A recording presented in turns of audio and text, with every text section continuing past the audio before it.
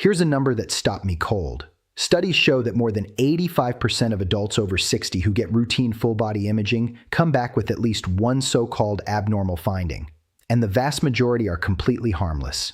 But here's where it gets dangerous. Once that result is on paper, a cascade begins. More tests, more biopsies, sometimes procedures that were never necessary. After more than 2 decades in medicine, I've watched perfectly healthy patients have their lives turned upside down by screenings that did far more harm than good. In the next 8 minutes, I'm going to walk you through 5 medical tests that after age 60, I would personally never get, and the science backs me up. Now, before I give you that list, I need to be clear. I'm not here to tell you to skip your doctor or ignore your health.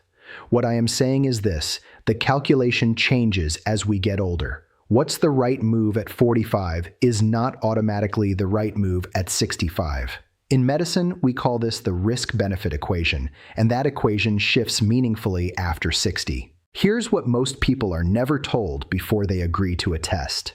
Medical screening is not risk-free. Every test carries the potential for a chain reaction of consequences, what I call the cascade effect. You walk in feeling fine.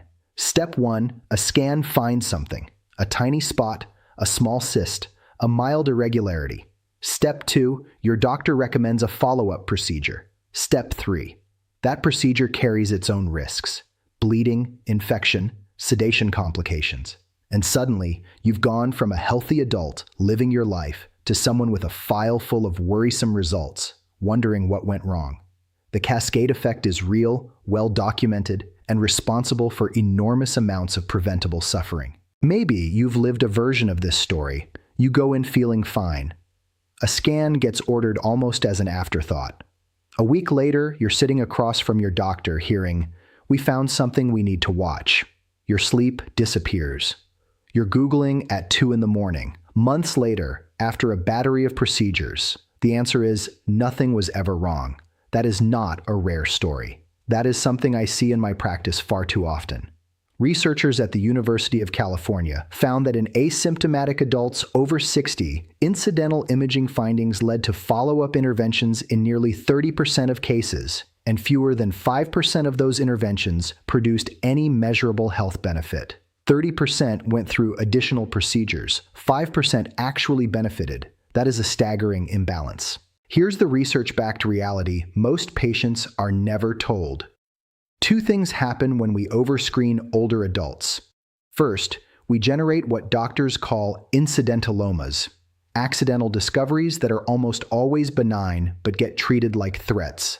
Second, we expose patients to procedural cascade risk, the compounding danger of each follow-up test, each round of sedation, each biopsy. A landmark paper from Harvard Medical School found that excessive screening in adults over 60 was associated with increased anxiety, higher rates of unnecessary invasive procedures, and no improvement in overall survival. The research is clear: more testing does not equal better health. Now let me show you exactly where this goes wrong. Now here's what I actually recommend, and what you should be asking your doctor about instead. Test number 1, the whole body CT scan. You've seen the ads. Get a complete picture of your health. These executive wellness packages charge thousands, promising peace of mind. But here's the problem. They are extraordinarily good at finding things, and in medicine, finding things isn't always helpful. A single full-body CT scan exposes you to radiation equivalent to 400 chest X-rays. The findings it produces: a tiny kidney cyst, a small lung nodule, a benign liver spot. These are the gray hairs of your internal organs. Completely normal. But once found, we can't unfind them. The follow-up cascade begins. What I recommend instead: targeted blood work, blood pressure review, and functional balance and strength testing. Actionable information, zero radiation, no anxiety spiral. Test number 2, routine brain MRI for mild forgetfulness. Your keys go missing, a name slips, and someone says, "Let's get a brain scan." Here's what the data tells us.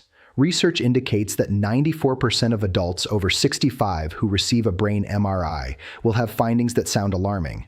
Mild brain atrophy, white matter changes, that are simply the normal fingerprint of an aging brain. These findings do not change treatment. What actually helps is a 10-minute cognitive assessment in your doctor's office. It measures how your brain functions, not how it looks, and it can reveal reversible causes: B12 deficiency, thyroid problems, sleep apnea, medication side effects, things we can actually fix. Now here's where people get confused most often. Test number 3, routine cardiac stress tests when you have no symptoms. In asymptomatic adults over 60, stress tests carry a very high false positive rate.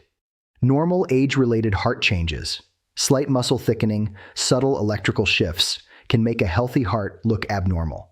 A false positive leads directly to cardiac catheterization, with real risks including arterial damage and kidney injury.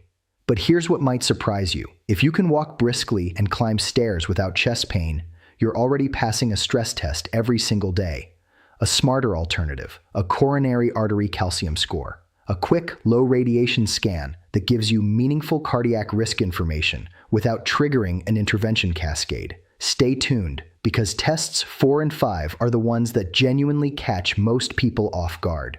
Test number 4, colonoscopy after age 75, when prior screenings were normal. Colonoscopy is an outstanding tool. I strongly recommend it starting at age 45, but continuing routine colonoscopy into advanced age changes the risk equation entirely. The bowel preparation alone can cause dangerous dehydration and electrolyte imbalances, especially with kidney or heart conditions. Colonic perforation risk increases after 75 as the colon wall thins with age. The sedation carries higher complications, and the primary benefit, catching a cancer a decade away, becomes far less relevant over time.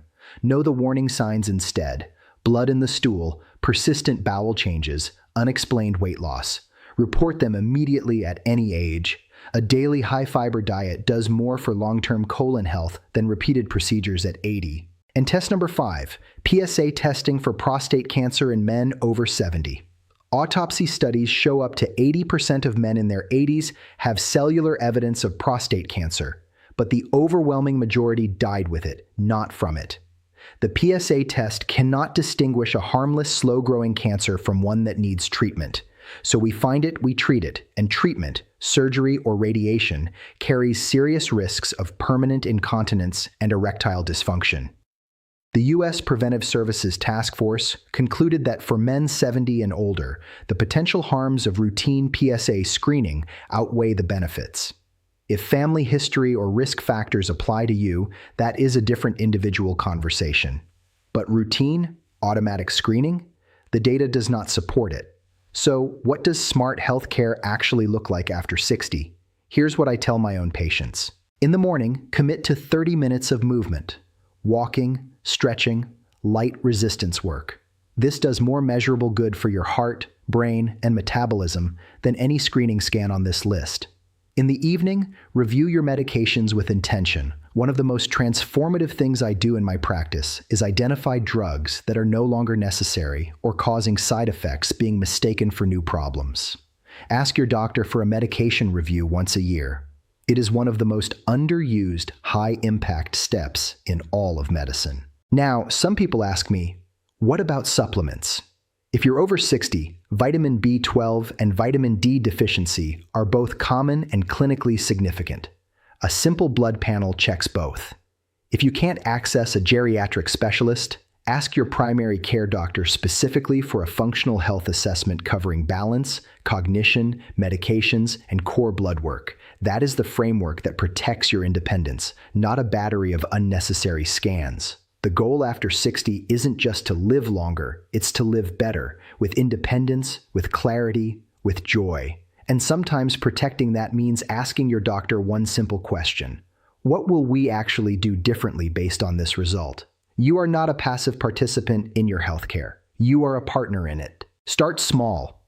Before your next appointment, write down any tests being recommended and bring this information with you. Ask questions. Push for answers that make sense for your individual situation, not just a blanket guideline. If this video gave you something valuable, hit that subscribe button. I put out evidence-based content on healthy aging every week, and the next video is already waiting for you. Thanks for watching. I'm Dr. Mark Westfield, and I'll see you in the next one.